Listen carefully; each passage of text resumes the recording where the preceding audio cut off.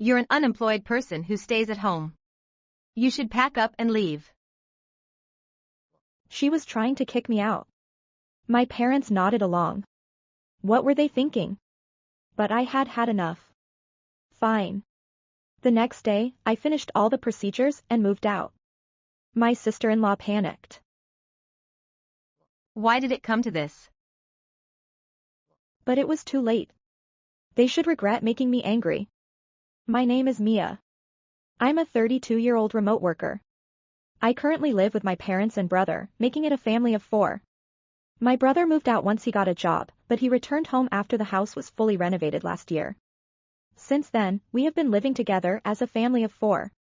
However, it seems like my brother will be moving out again soon. This is because he is getting married. Once he gets married, he will rent a new room with his wife. I was thinking about our life as a family of 3. With one less person, my burden will be reduced slightly. I think I can continue living as I have been. That's what I was thinking about. Hey, Mia. Hurry up and make breakfast. Geez, this kid can't do anything without being told. Today, too, the day began with my parents nagging. They always make me do things for them. Even though I tell them I'm working, they don't listen to me at all. They just tell me that an unemployed person should do housework. So they push all the housework onto me. That's why I have to do housework in between work. The general flow of my day is to make breakfast for my parents every day, do laundry for 4 adults, and finish cooking dinner by the time my brother comes home from work. During that time, I also have to clean the bathroom and toilet, so it's quite hard. And my parents keep complaining about everything, so it's not just physically tiring, but mentally exhausting too. You're being supported by Michael, so you should do this properly. That's right. Aren't you ashamed of yourself at 32? My parents, who have decided that I'm unemployed, keep berating me every chance they get. No matter how much I tell them I'm earning money while working from home, they don't believe me. You're just playing on the computer, aren't you? If you could make money doing something like this, no one would have to struggle. Something like this. I'm trying pretty hard, you know. My parents have always doted on my brother. He was good-looking, cheerful, and always the center of attention. As a result, he had many friends and was popular with relatives and neighbors. On the other hand, I was introverted and often unable to express my feelings, so I had few friends. That's why my parents only praised my popular brother. My brother was good at getting what he wanted and knew how to win over our parents. He was given everything he wanted. I worked hard and got good grades, but my brother, who had lower grades than me, was always praised. They would say things like, You did 2 points better than last time. You're a genius because you got the difficult questions right. They were indifferent to me and always told me to not cause any trouble. So when I was young, my heart was rotting away, but my brother was the only one who recognized me. Actually, you're the genius in this house. I think you'll be more successful than me in the future. Really? Yeah, so support our family in the future. I was happy to hear that from my brother, so I studied hard. My brother often relied on me and I helped him with his homework. Every time he thanked me, I realized how happy it was to be relied on by someone. So I didn't mind that my brother was the only one being praised. I just kept doing what I could do, and when my brother asked for help, I supported him with all my might. That's how I spent my days. I was happy that my older brother was getting married. I was looking forward to meeting his bride and wondering what kind of person she would be. When my brother brought his fiancée, Sarah, to meet us for the first time, I was impressed by how beautiful she was. They were a perfect match, a handsome couple. However, there was something that bothered me. Sarah didn't look at me much. She didn't try to talk to me. I'm also shy and don't usually initiate conversations, but it felt like she was avoiding me. My parents treated my brother's fiancée with the same respect as they did with my brother, because they loved him so much. It became a world of just the 4 of them, and I was left out and felt awkward. Well, that was fine because my brother's fiancée wasn't going to live with us. That's what I thought, but even after the wedding, my brother didn't seem to be leaving the house. In fact, his wife came over with a large suitcase. I'm counting on you from today on. Nice to meet you, Mom and Dad. Yes, nice to meet you, Sarah. I was speechless watching my parents and my brother's wife interact. I immediately pulled my brother to his room and asked him, "What's going on? Aren't you two going to rent a place to live?" No. Sorry. We spent all our money on the wedding and honeymoon. We're in pretty bad shape financially. Besides, we just renovated this house a year ago, so it's still new, right? So Sarah said she wanted to live in this beautiful house anyway.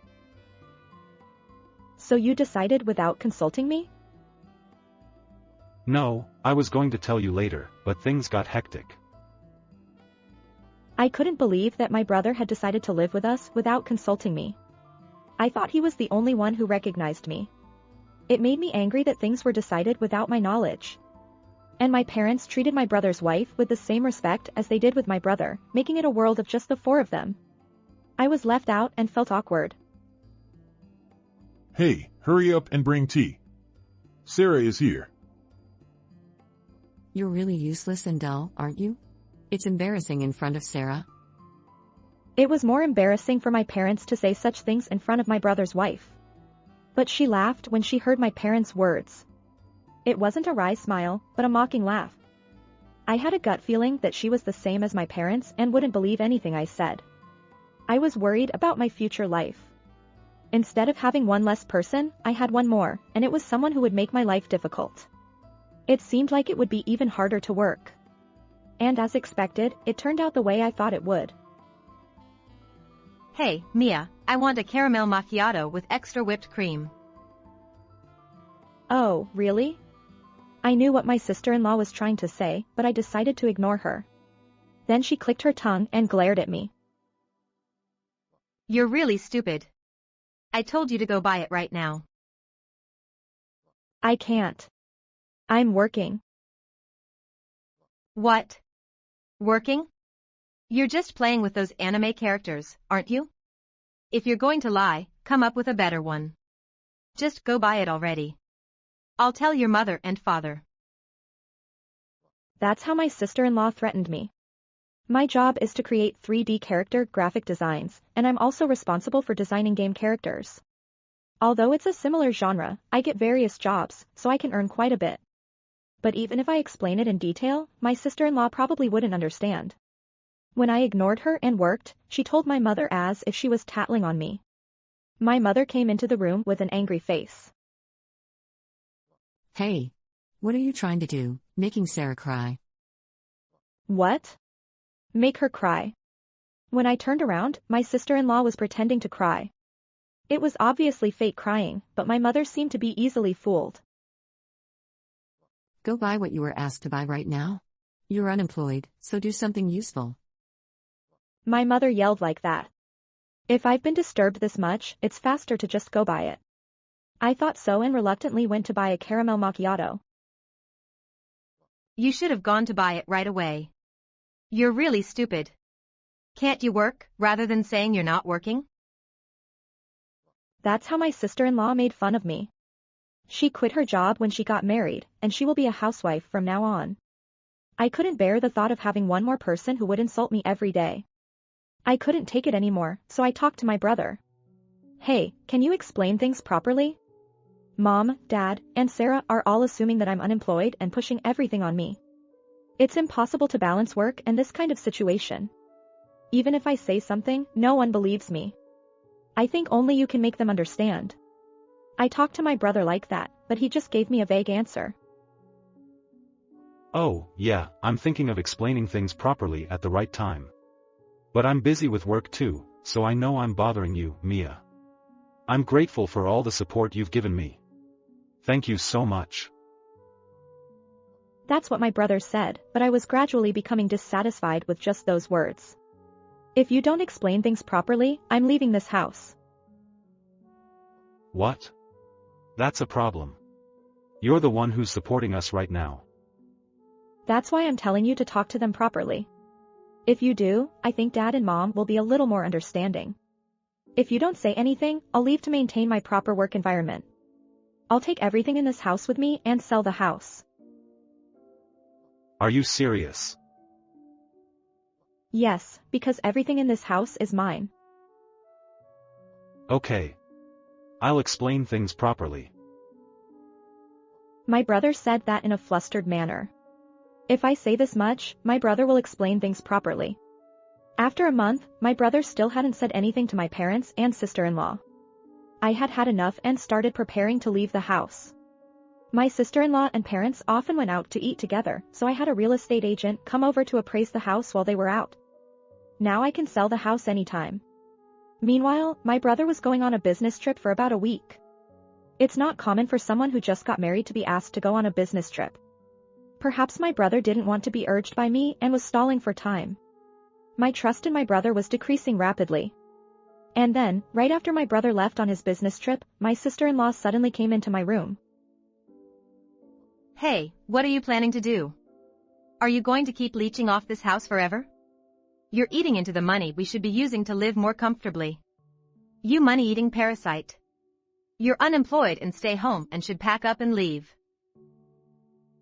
That's what my sister-in-law said as she tried to kick me out. My parents nodded along.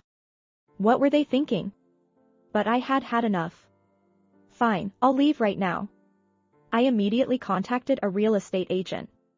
I was told that the procedures could be done immediately, so I decided to go there tomorrow. Now we can finally get rid of the troublemaker. It's good that Sarah came. We were having trouble with this one too. My parents laughed as they said that. It was too much. I was filled with anger. The next day, I finished all the procedures and moved out. My parents and sister-in-law told me to leave while they were eating out, so I was able to move everything at once. I also contacted a recycling company and sold all the furniture and appliances. As a result, there is nothing in the house. And for now, I stayed at a business hotel and started looking for a room for one person. As expected, a few hours later, my mother called me. Hey. Why isn't there anything in the house? Well, I bought everything. What? Don't lie. Michael bought everything new, didn't he? You guys seem to be misunderstanding. I paid for everything, including the house renovation, furniture, appliances, and living expenses. You're telling such a stupid lie again. My mother didn't believe me. Then, my sister-in-law took over the phone. Hey. Do you think you can get away with this? I'll sue you. Feel free to do so.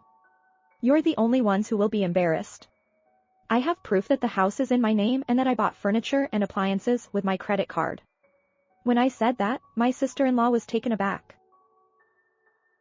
You're so confident.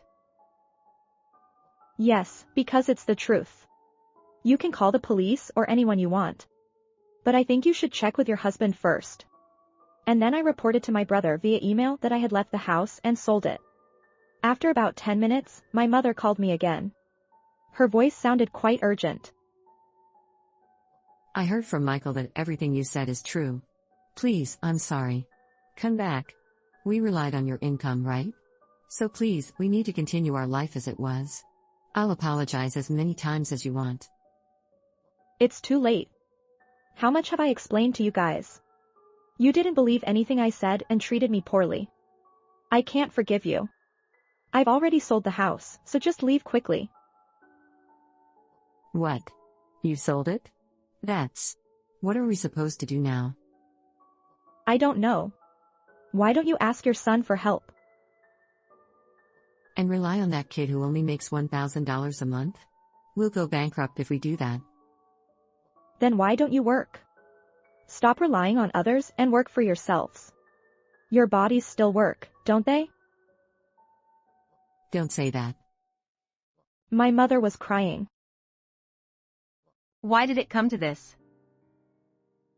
I could hear my sister-in-law's voice from behind. They were panicking, but it was too late. They should regret making me angry. I'm cutting ties with you. I hung up the phone. I then blocked their calls so I wouldn't have to deal with them anymore. After that, I decided to live overseas, taking advantage of my ability to work from home. That way, I wouldn't have to worry about being chased by my brothers. Since then, my brother has called me many times, saying he wants to apologize or meet me. I was sick of it. I also found out that my brother had been calling me unemployed to my mother and sister-in-law. He had said many things to me, like how grateful he was, but he had taken all the credit and talked behind my back. I can't trust someone like that anymore, so I decided to cut ties with him completely. Now I'm living a peaceful life overseas, working hard and enjoying my days. I'll continue to work hard and maybe try to find a partner in the future. How was this story? Please subscribe to the channel. See you in the next video.